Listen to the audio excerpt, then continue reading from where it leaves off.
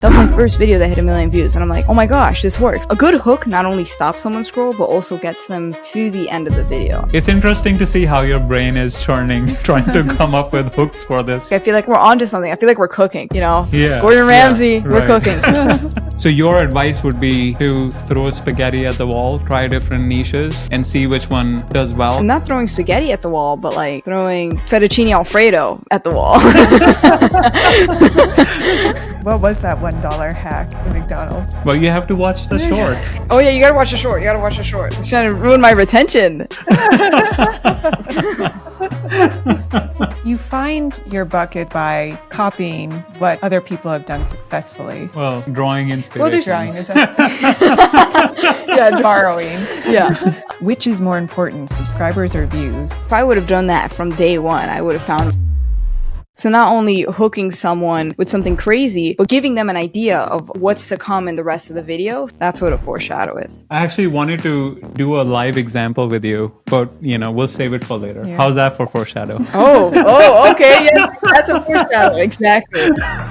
That's good. Well, if she gives away all her secrets here, Yeah. then no one's gonna watch her shorts. That's such a good idea. Like going to like a bunch of different houses and like, oh my gosh, yeah, no, that's a really good idea. Someone make it. A company like Zillow comes to you and they want to start a contract to create a new shorts channel, and the goal of the channel is to get to 1 million subscribers. We'll pay you $1 million when you hit that threshold. What would be your first step? So there's two ways that I'm thinking about this. First step I would do is In today's episode, we're talking to Jenny Hoyos, the queen of YouTube Shorts with close to 2 million subscribers. We'll delve into her thoughts on how to make YouTube Shorts go viral and what she would do today if she had to start over in a totally different niche. Stick till the end to uncover her top tips on how to increase retention on your short form content and why niching down might be holding you back. I wanted to ask you, since you are the queen of shorts, how has your strategy for creating YouTube Shorts changed since you first started? Yeah, my strategy is constantly changing. So when I first started my channel, my strategy was just to upload as much as possible and try a bunch of different niches, a bunch of different sub niches, a bunch of different topics and categories and styles to see what actually works. And then once I found what works, then I changed up my strategy to okay, now let's figure out how to master this game while knowing what strategy, what category of content is what actually works for my channel. Can we dig and that I deeper enjoy there? making. Yeah, can we dig deeper there, and can you talk about what are the different niches that you tested your feet in? Yeah, so when I first started my channel, I was a very finance heavy talking head channel where I talked about for example, I was talking about Bitcoin mining in my first video, and then I was talking about stocks and then Forex trading. And then I'm okay, now I'm doing that. Let me try and expand. See, okay, let's try drop shipping. Then I tried drop shipping and I saw some success from that content. I tried doubling down on that. And then I slowly just kept expanding to okay, let's try let's try drop shipping's a side hustle. Let's try side hustle content. Okay, that's doing well. What about if I did this and that? And it's it slowly just expanded to what it is now. I see. And you said you did see some of the success with drop shipping. So is there a reason why you didn't pursue that particular niche? I noticed that I was getting capped at a certain view count, and that happened every time, even after I expanded. So I just slowly kept expanding that rubber band until I was okay, I think I'm happy with 100 million views for sure or something. And I'm okay, I think that's the the new baseline. It's it's just always striving for more, I feel like. Yeah, that is kind of interesting because when you listen to YouTube gurus, you always hear, you should define a niche for yourself, and stick within that niche and create content around that niche for several years. But your advice, I'm guessing, is counterintuitive because you're saying actually try to go broad, because if you stick to a niche, then you're kind of putting yourself in a box and you can't really hit those view count goals that you set for yourself. Is that correct? I think it all depends on your goals. If someone's just really passionate about dropshipping, all they care about is dropshipping, then that could be just their YouTube channel. But if someone's goal is to be the next Mr. Beast or an influencer, then I do think they do need to expand for sure. Your content But now starting is at a niche is good too.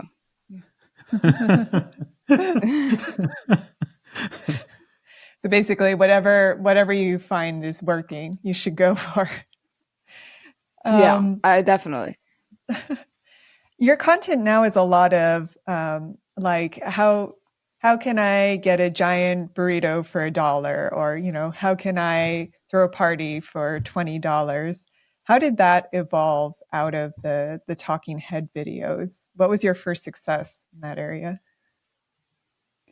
Yeah, so my first like million view short was me just like testing out a hack, like getting a $1 coffee at McDonald's. It was completely random. It was nothing like what I've ever made on my channel, but I was like, I feel like it could hit the same audience because if someone's trying to make money, chances are they're also trying to save money so then they can like maintain that money. So I was like, okay, let's just try this out. That was my first video that hit 1 million views, and I'm like, oh my gosh, this works. Let me keep doubling down on this. And ironically, like it's genuinely just the content that's true to me. Cause like even like thinking about my mission statement, it was like, it's funny because that's just always been the mission statement of my life. And I never knew it until like I started making content. So I just feel like it works. What was that $1 hack at McDonald's? Well, you have to watch the yeah, short. it's just you just get the app. Oh yeah, you gotta watch the short. You gotta watch the short. Oh, you have to get the app? Is that the Trying to answer? ruin my retention. Yeah, I was just the app. Well, if she gives away all her secrets here, then no one's gonna watch her shorts. But she has so many shorts. There's only so many secrets we can go through here. So I'm going back to like the perspective of someone young, who's trying to follow your footsteps and they want to be a shorts creator. So your advice would be to try to throw spaghetti at the wall, try different niches and see which one does well and then go from there. Is that the first step? I would say first step would be like to truly like find what you're passionate about and what you want to create content about. And the way I want to think about it is like, if you were not making YouTube videos, what would you do and what would you be? And I think you should make content around that. And I think that if I would have done that from day one, I would have found my niche. But if you don't know what you want to create, yeah, go ahead and experiment. I think just not throwing spaghetti at the wall, but like throwing fettuccine alfredo, something that's good at the wall. Throwing caviar at the wall. Exactly. Throw caviar at the analogy. Wall. That is an excellent analogy. Thanks, Jenny, for that. I'm going to put that in the intro now. Yeah, that's actually really funny. That's good. We need more of those. Yeah. I'm already thinking. I know we followed a lot of your content before and studied a lot of your interviews before as well. And some of the things that you talk about is like spend a lot of time and energy on focusing on the hook and foreshadow, because without a hook and a foreshadow, no one's going to watch the rest of the short, right? So can you talk a little bit more about that as well? Yeah, totally. So the hook and foreshadow is incredibly important. So for one, if you don't hook a viewer within the first literal frame, then they're not going to watch the rest of the video. And the rest of the video there was no purpose of making the rest of it because they didn't even watch the rest of it, right? But then now, yes, you can hook someone. You can theoretically lie to someone and hook them, which is where the foreshadow comes in, because you don't want to just lie either, because then they would be dissatisfied. They'll stay in the hook and then won't watch till the end. So a good hook not only stops someone scroll, but also gets them to the end of the video. And that's where the foreshadow comes in. So the hook stops someone from scrolling and the foreshadow gets them all the way to the end. Yeah, actually, to be honest, before I saw your content, I didn't even know what foreshadow meant. So do you mind explaining to the audience what it means and break it down? Yeah, so foreshadowing essentially means giving a viewer an expectation of what's at the end of the video, or an expectation of like what to expect when you're watching this video. So not only hooking someone with something crazy, but giving them an idea of what's to come in the rest of the video, so that they know, oh shoot, like don't need to just watch the first 5 seconds. I need to watch the entire thing. That's what a foreshadow is. Ah. I actually wanted to do a live example with you, but we'll save it for later. Yeah. How's that for foreshadow? Okay. Yeah, that's a foreshadow. Exactly. That's good. And That is and good. on that note, with the foreshadow, if we put a pin on the hook and foreshadow conversation for a second, I did have one other question in line of Right. what should a new short creator do? Because one thing that's been interesting to me is we've heard a lot of advice of just like get your content out there, even almost on a daily basis. But there's this question, of course, of getting to the caviar, I guess, as well. So you need to put some time into your content as well. So what is the balance when you're just starting out? Yeah, that's a good question. Yeah. Yeah, just starting off, if you do not have quality, I would do quantity until you can make quality. Mm-hmm. So I think the best thing to do is just like figure out how to make videos, figure out your style, learn how to edit, figure out how to use the software, just kind of get in the groove of things. And I wouldn't spend like too much time on the content. I wouldn't even like think too deeply about it. I would just like get your reps in, your practice in. And once you have like a good sense for it, you feel like, you have a groove, you understand how to do everything now, then I would focus on quality and actually figuring out like, okay, I know how to use these softwares and stuff. Now, how do I make this go viral? And that's definitely what I would do. So it's probably the difference of like daily uploading to uploading like 3 times a week. Yeah, makes sense. That makes sense. Jenny, I wanted to do a thought experiment with you. Say Zillow, a company like Zillow comes to you and they say, we want to start a contract with you where we want you to create a new shorts channel. And the goal of the channel is to get to 1 million subscribers, by producing shorts. And we'll pay you $1 million when you hit that threshold. So it could be in a month or it could be in a year. As fast as you get to the 1 million subscribers, you have your check. So that's our contract. So now it's you do like a real life stuff. So this real estate niche is like totally it's different. So how would you approach it? What would be your first step on creating this brand new channel? So there's 2 ways that I'm thinking about this. First step I would do is get a lawyer to make sure everything is looking good with the contract. That you get paid. Yeah. But other than that, so there's this with this in your scenario, would it be me being the face of the channel growing it, or could I outsource and hire like influencers to create the videos? Well, totally up to you. Okay, I would totally hire influencers. Like, this is like, like to get there so much faster. More people, more videos. But what if it was just you? That's a good How would question. you do it? Okay, if it was just me, if it was just me, basically the reason why I say that is because if there's more people, you can make more videos and you can experiment a lot more, and it could just like help you get there so much faster. But if it's just me, it would take a little bit longer. I'm assuming it's just me, but yeah, honestly, like similar to what I said, I would be throwing fettuccine alfredo at the wall. I'd be looking at what's already popular in the real estate niche. I'd be looking at what's already popular in the real estate niche, looking at like any sort of like housing videos or anything related to that.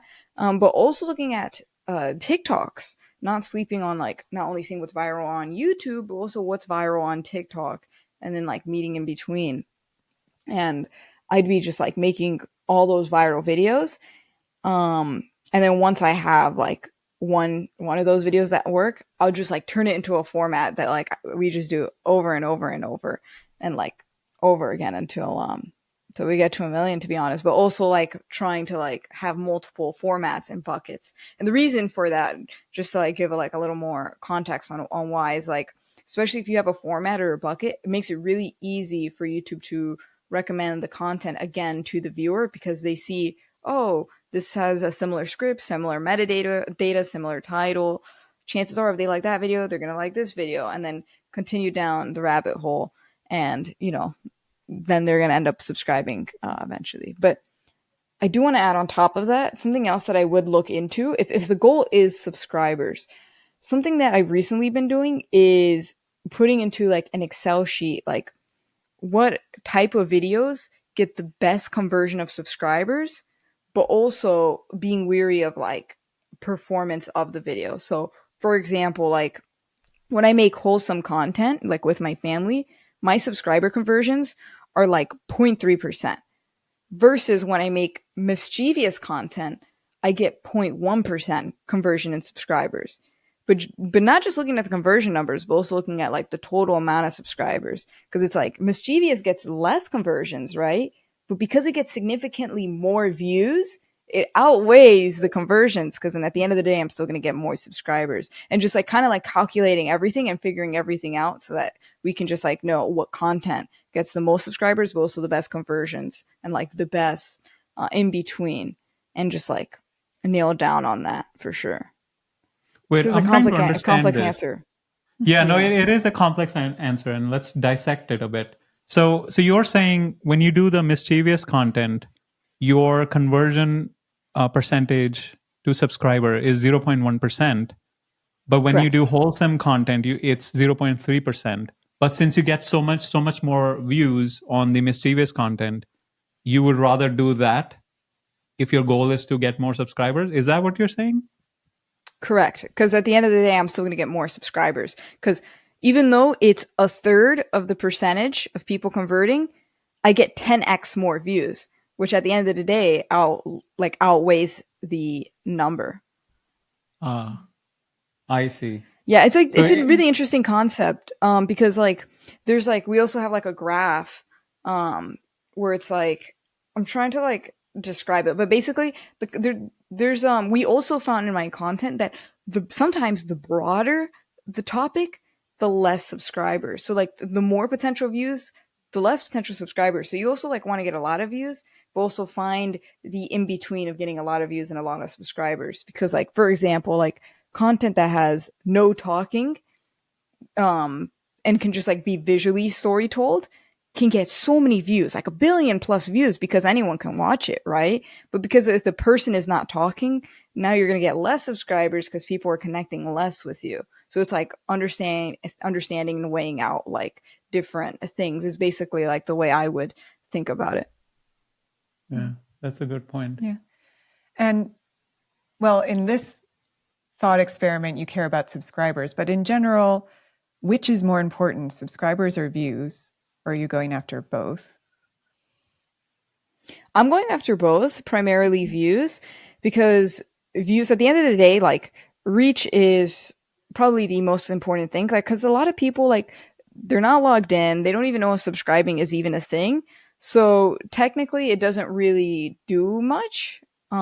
Especially like if you're getting like returning viewers, YouTube will still push your videos out to those same people even if they are not subscribed. So subscribing is almost like a vanity metric that's like going to become soon outdated by like lots of brands, so that they don't like just rely on, like for example, like a brand shouldn't be paying someone who has 10 million subscribers more who gets like 1,000 views a short, because it could be bots. Who knows where they got those subscribers from? At the end of the day, what matters is the actual reach, for sure. Right.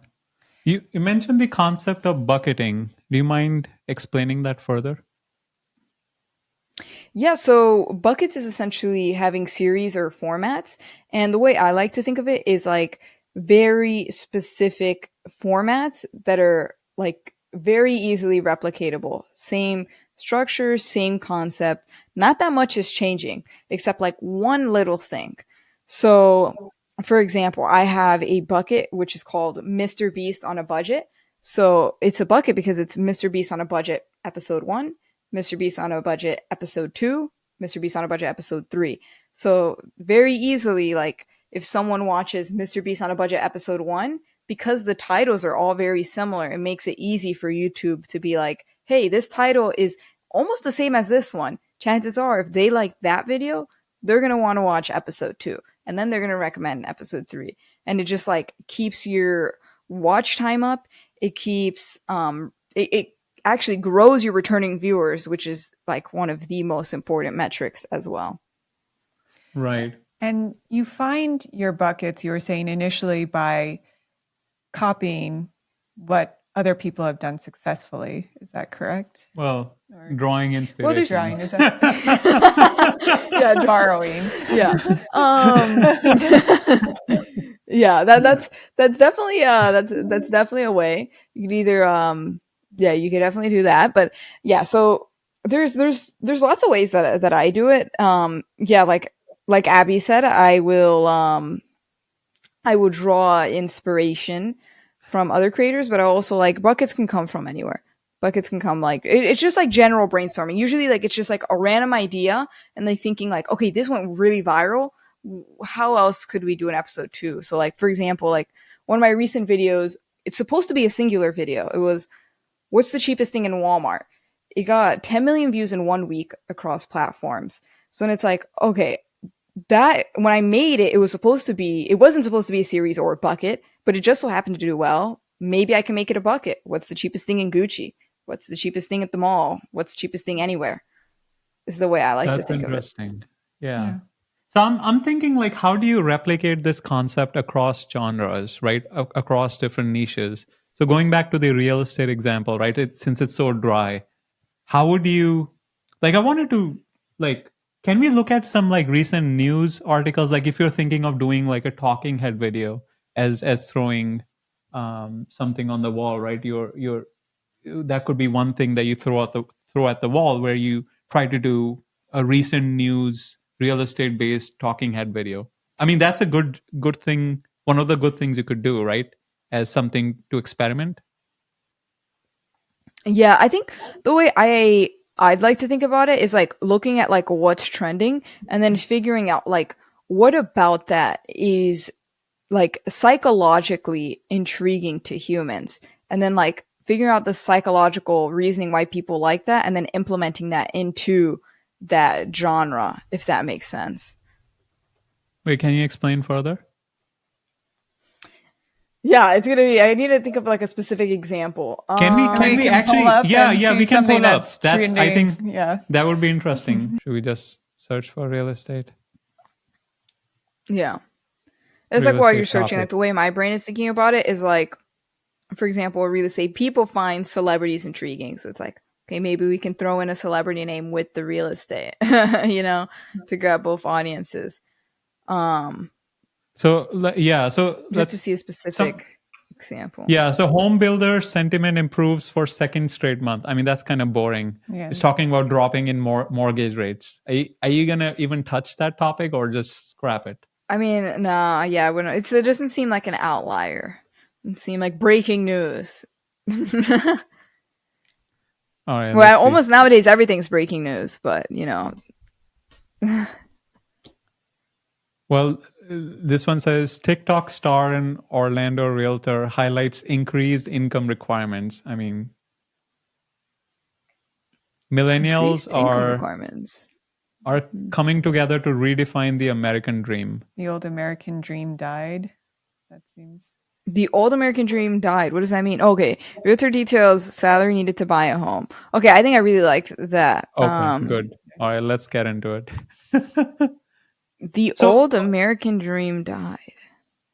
So it's kind of like I want to break this down. Like you mentioned, this is something that you find interesting. So is that the first step where when you're browsing through different news articles, you're looking at what you find interesting that could potentially, Oh, totally. right? Okay. Yeah, because it's like just human psychology. Like sometimes, like I will actively watch content, but also study my behavior while I'm watching content. Ah, Because it's like natural human behavior and psychology.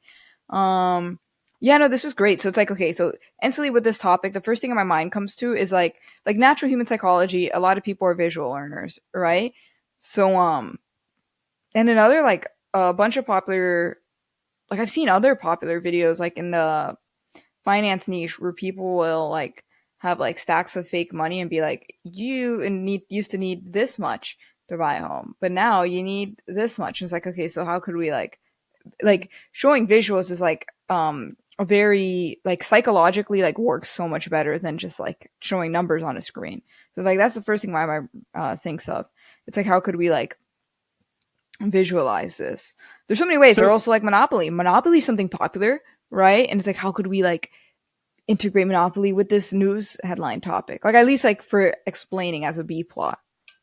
yeah, it's interesting to see how your brain is churning, trying to come up with hooks for this. Oh yeah, this is Really interesting. crazy. So So, the old American dream died. yeah, so let's come up with a hook for this, right? Um, Yeah. Okay. Afford a middle class life. Okay, so I'm trying to think. So the first thing my brain thinks of, like, because you don't want to say a statement as a hook, but for the most part, you want to start with like some sort of statement and then like add curiosity elements to it. So the first statement that comes to mind is the the like the new middle class is the old high class or something like that. I'm trying to think like, okay, the new middle class is, I think I just saw it in the article, $120,000. Or, and like while showing Okay. visuals and then like breaking it down, or blank dollars. Yeah, there it is, 120. yeah, Middle class is now $120,000 a year, or $10,000 a month, or I don't know how much a week, and blank dollars a day. Like breaking it down like that while showing the money, I feel like could be interesting. Um, I feel like that's like really sticking to me. But then it's like, so what? Now we need like the conflict, but something. Um, but 90% of people are not making this. There's something, I don't know the exact statistic, but that's what I'm imagining. But 90% are not making this. So how are they going to be able to afford a home? Well, it's not with the Mr. Beast challenge because that's not reality. Instead, you're gonna have to do this, and then I think the video would build up from there, with the foreshadow being like, how is someone gonna afford this, or what's gonna happen to people? Are people gonna go homeless? Like, also another thing is like, also addressing like what the viewer is thinking, and then doing like the another thing I'm trying to think of is like, how could I address the viewer and be like, you're probably thinking this, but that's actually not true. So it's like, for example, like, um, let's see, like, now you're probably thinking, oh, is this household income? Well, no, this is each person in the house, assuming there's four people. Well, that would be crazy. That actually would be really crazy. But like something like that, like trying to address what they're thinking and then like making it even worse so that they have to continue watching. I would need to know more right. details on the article, but like I feel like I have like I feel like we're onto something. I feel like we're cooking. Yeah, Gordon yeah, Ramsay, we're right. cooking. I also remember that one thing you mentioned earlier in one of your past interviews is that after you come up with the hook and foreshadow, you think of the last line, right? Yes, Is that yeah, still true, yeah, or yeah. have you The last changed? line is huge. Oh, I always think about the last line. I think now it's become almost like a lot of my things have become intuition at this point, but it's very hard because I'm trying to like understand like what's the, because I feel like, okay, how do I put this? Like with this type of video, with this type of topic, it's just a statement. We would have to like continue brainstorming, like how do we make it not just a statement that the new middle class is whatever it is, right? We would need to do it like, can you guess what the new middle class is? Now that gives us the last sentence. The last sentence would be Right. $200,000 a year. So that could be interesting. Like, how much is the new middle class? How much do you need to? How much do you need to be? How much do you need to make to be in middle class? Well, middle class is defined as someone who owns a home, has blank, and makes does blank for 40 hours a week. Uh, in fact, for the last decade, middle class has been blank dollars. But now you have to make blank dollars a day to be middle class. So have you guessed it? You need to make $120,000 a year. So like something like that. That was just like on the top of my head, and then just fill in Right. like the blanks essentially. I see. Yeah. No, that's something similar what we were Yeah, doing, that's right? what we were. Yeah. And for visuals, you'd be showing like, as you were saying, like a stack of money or, charts, or, what kind of visuals would you add to a Yeah. talking head Oh, video? actually, are you doing Yes. it talking head, or are you Or- doing IRL or in Yeah. real life stuff where you're like going in front of houses and doing shots Both. outside? You gotta see what works better, but definitely both. Definitely both. I would definitely do talking heads to like have a bunch of quantity, and with it, part of this strategy, I do want to mention that like you do want to be like making videos that are like for your core audience, but also like a new audience that like and see who comes in between. So like the talking heads would be for like the really core fans who like they want this information, but then also we'll like have broader content that can hopefully funnel into that core audience. And the core audience are the people who are going to subscribe as well. Or maybe for in real life, like you could do something where you go to different homes and you say that, like, you go to maybe a really tiny home that you would think is a starter home and say, like, guess how much you need to make in order to afford this I love that 800 idea. square foot home. Yes.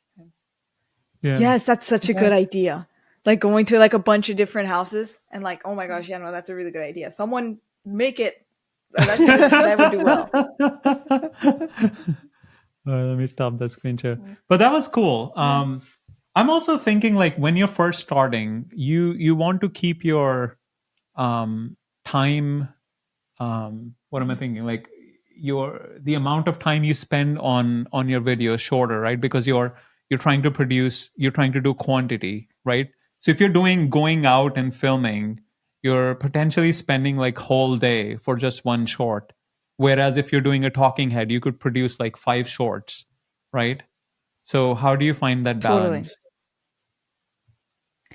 Yeah, I think it's all about like time efficiency, but also like when I'm out, I try to film like as many videos as possible. But then like I do want to add to that, like also like I try to like I mean, a lot of the things I do is like when it comes to like filming is feel based.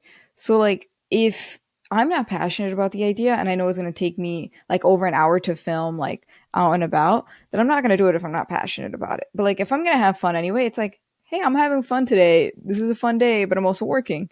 It's like that's like the way I like to think about it. But if it's like purely business, I would definitely like just optimize time by like filming multiple shorts while you're out. Like for example, if you're at that 800 square foot home, what are 3 different shorts you can film there? So it could be like a bit of one short, but then also like 2 individual shorts as well Right. to optimize time.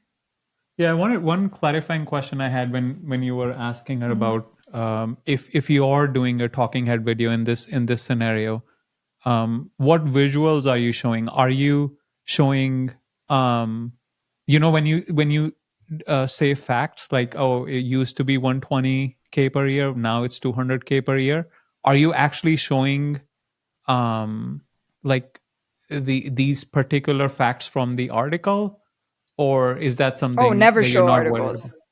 No. I would never show articles unless it's like really important to show the article, because it's like people again like words aren't necessarily like a visual.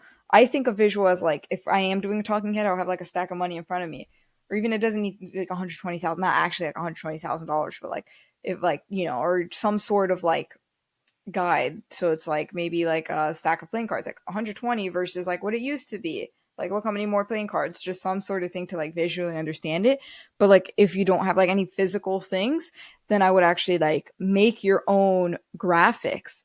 I think using your own graphics is completely underrated, because right now on YouTube, like it's very hard to stand out on YouTube, right? And there's so many people doing the same content as you, the same niche, right? And everyone's using the same assets, the same free stock footage. I definitely would allocate like time and budget to definitely like unique graphics so that you stand out.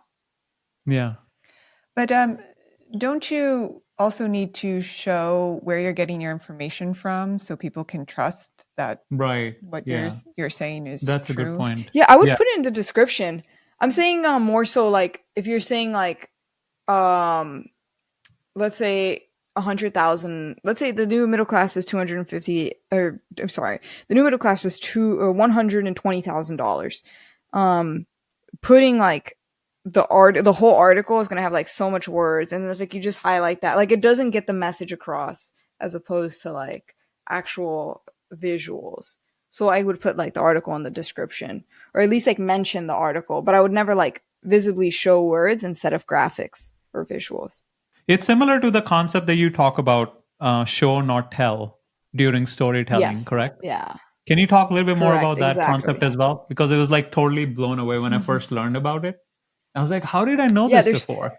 Not know this before. It was yeah, there's crazy. multiple ways of doing it.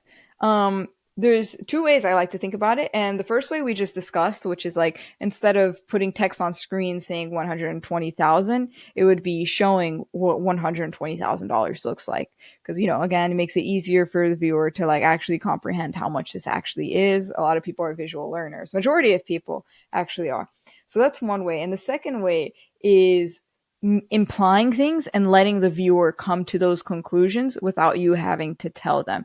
The viewer loves figuring things out. They love doing like easy math problems. Like, it's like they would rather do 2 plus 2 instead of you giving them 4. Is it's actually like a Pixar storytelling technique. That's exactly what it's called, like 2 plus 2 storytelling, where you show not tell. And something I'd like to attach to that is also like I like to, when I'm doing my scripts and making my videos, I try to show two different things. The script and the visual does not show the exact same thing. It has to be two different things that like come together, like in the middle of a Venn diagram. you know? So like for example, I would never in my script say, so I went to the store while I'm showing footage of me walking into a store. You're just like wasting time. As opposed to saying, I'm shopping for chicken today while showing footage of me walking into the store. I don't need to say I went into the store and then went shopping for chicken. It's like we're wasting time as opposed to just like get straight to the point and just like show whatever else is missing. It's like telling that dual narrative. Right. Although, So essentially you're telling two stories mhm. at once, right? Although, how would you do it Yeah. in this context They're cohesive. Yeah. where we've been talking They're about cohesive you're stories. mentioning 120K, but you're also showing it visually. How would you make that like two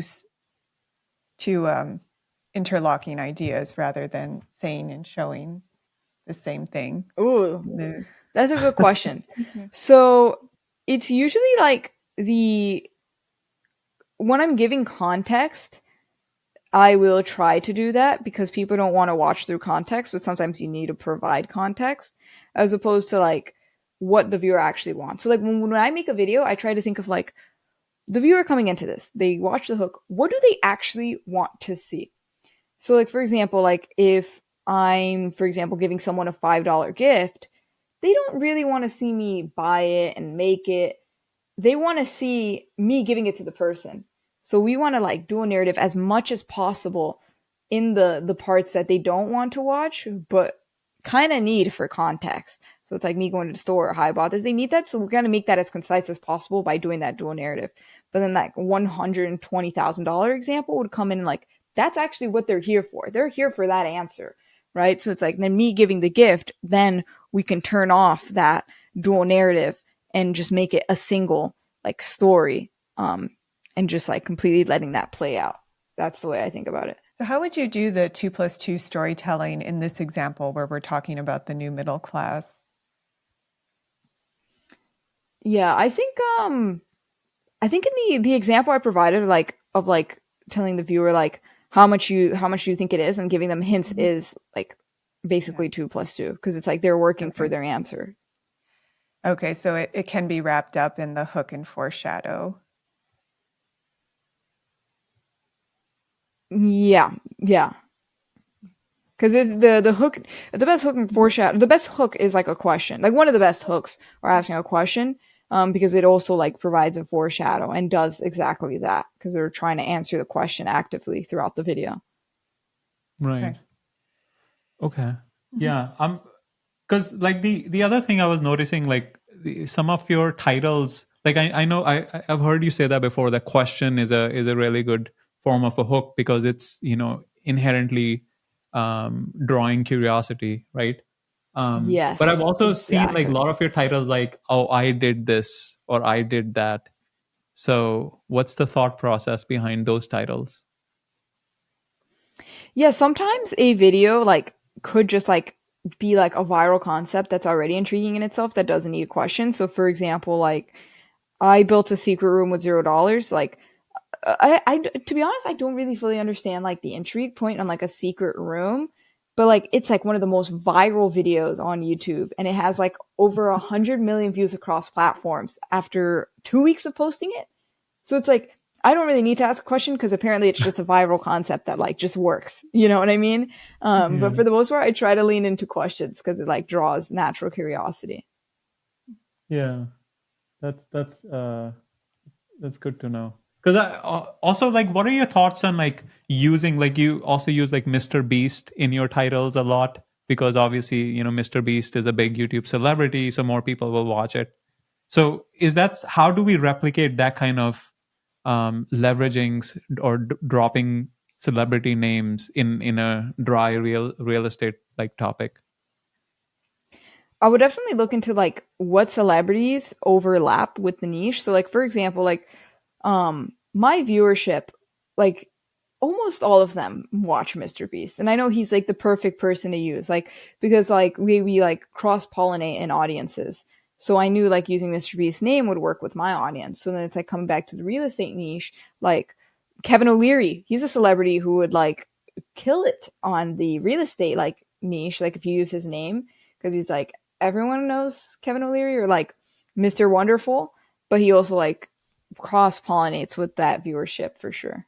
I did want to ask one question about you bring your family into a lot of your shorts. Do you have any, funny stories about uh, pulling your family into the YouTube world or making shorts with them?